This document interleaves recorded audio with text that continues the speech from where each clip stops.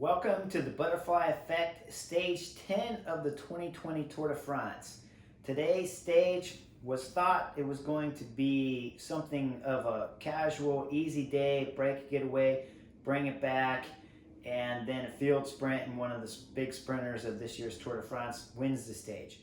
We got an epic day of racing today that was start to finish. Two-man break rode away. They brought it back shortly after that, just going full gas all day long with GC teams and of course the sprinter teams at the front, trying to keep all their guys out of trouble and riding curb to curb all day long. Sometimes on TV it looks like they're going slow, but I'm here to tell you it was full gas all day, nervous riders fighting for position, bumping off each other from basically mile 10 to mile 105 when the stage finished. Now, let's break it down a little bit so that you guys at home can really understand what the directors and the riders are talking about amongst themselves in the radio. As riders, the most important thing we look at is going to be the profile of the course. We're going to take a look at the map of the course. Absolutely going to look at the finish line, see how crazy that is. And then this piece of paper here is very important. It breaks down all the dangerous sections during the course from mile 0 to the finish, and then on the other line they'll reverse it and they'll go from mile 100 to mile 0 to finish. This paper I would briefly look over, but the directors, this is really what they're in the car reading. They'll go over it the night before. They'll mark up the papers wherever there's going to be any dangerous sections. And so let's say there's a dangerous section at mile 50. Well, once we start getting close, we're at mile 45. The directors will start to remind us that at mile 50 there's going to be a railroad crossing. Could be a section where they think some of the crosswinds are going to come. And so if you take this map of the course, they'll know when they put the two together where the road's going to open up and you might get some crosswind sections. On today's course, if you really look at it, no one team can control a day like today because it was too fast for 7 guys to ride the front for their leader and keep them out of danger from mile 0 to the finish line. And so what the director is really trying to tell his riders is that before every dangerous section, he's going to give a little bit of notice, and then those guys have to get to the front. If you watch closely at today's stage, Jumbo-Visma were oftentimes at the front right before the dangerous sections, and then you would see them disappear from the front because they know it's impossible to control the field at these speeds single-handedly by yourself. And their main objective is the director. He has it pointed out along the map. Okay, when we get here, we have to be at the front. When we cross the bridge, we have to be at the front. When we cross the bridge at the start, we have to be at the front.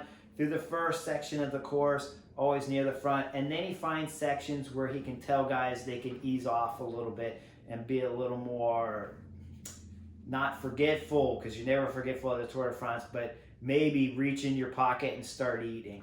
The directors will oftentimes tell you, now's a good time to eat, now's a good time to come back to the car to get bottles, because he knows how often his riders have been back to the car to remind them from time to time that, okay, it's been 20 miles now, you gotta come back because Roglic needs his Coke, he needs his water, he needs his juice. A lot of times the riders don't need to be told that, but every once in a while on a stage like today, when it's this nervous, they really need to be reminded to come back, grab bottles, and bring it back up. Because even though it's dangerous, you don't want to leave the front.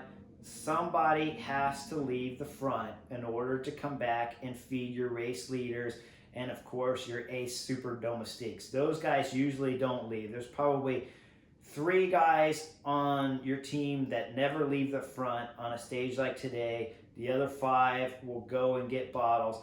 And of course, if there happens to be a nature break, where the field really eases up on speed for a minute, the leaders will use that time to do a nature break. They'll come back through the caravan, and when they're coming back, they'll always grab bottles, Cokes for themselves, and bring a few extra for the rest of the team too, so that they don't have to send guys back and forth. It's very easy to get to the car. It's extremely hard to get from the car back to the front of the group on a stage like today, because there is no more roadway left.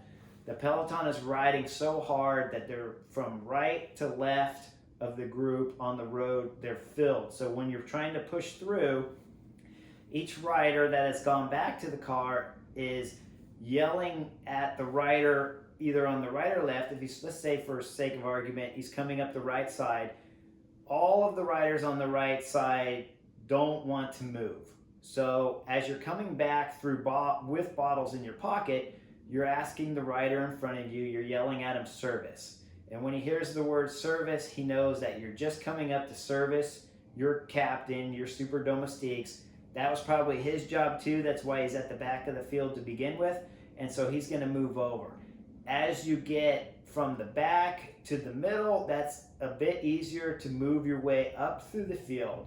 But from the middle to the front, guys don't really want to give up their spot, and so they're a little bit hesitant to move over. So sometimes you got to yell 5, 10, 20 times to get that rider to move over, and sometimes they still won't, so you just have to wait for a section in the course where the road will open up, and then you have to sprint by. But it's very difficult when you're sprinting with 10 extra bottles in your jersey and some food and stuff wrapped down the front of your jersey here. So those are some of the dilemmas that you would come into on a stage like today, is just the difficultness to go back and get bottles, how difficult it would be to stop and go to the bathroom, do a nature break, and then find your way back to the front. That's difficult.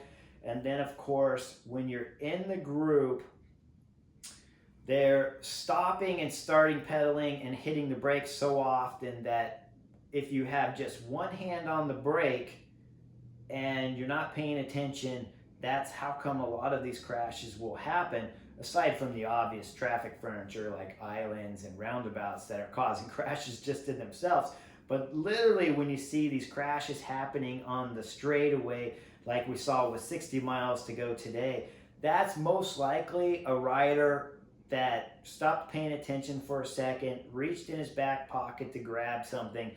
The riders in front of him hit the brakes for some strange reason that always happens throughout bike racing. It's called stress and panic, and everyone is being told to be at the front. So the riders in front overlap, they hit the brakes, the rider behind doesn't see it coming, he runs in the back of the wheel and crashes. And that's normally the cause of these crashes when we're on a flat road, straight road, and they're just falling over on top of each other like we saw with 60 miles to go. I also want to point out, Ineos did a great job today making sure Egan Bernal was well positioned before the final bridge. And you see Ineos taking the front. Jumbo-Visma waited a little bit longer. As soon as Ineos strung it out, once they got near the bridge and the team started to weaken, they pulled off the front, and then Jumbo-Visma takes the front when we're actually entering the bridge and stuff. The real chaos begins as you come into the sprint, and you'll see the Sunweb team. They had an amazing lead out for Case Bowles with 7 guys in total, counting Case. So he's got 6 of his teammates in front, dedicated 100% for him to bring him to the line. If you rewatch the sprint, though, you'll see what went wrong. Some riders get between, maybe not Case Bowles, but his teammate in front of him, and they divide the team up a little bit, and now Case Bowles is stuck in that dangerous spot where he's 10, 15 guys back, and his team's doing the lead out. This is where an experienced lead out team, such as the Kunik Quickstep, see the weakness.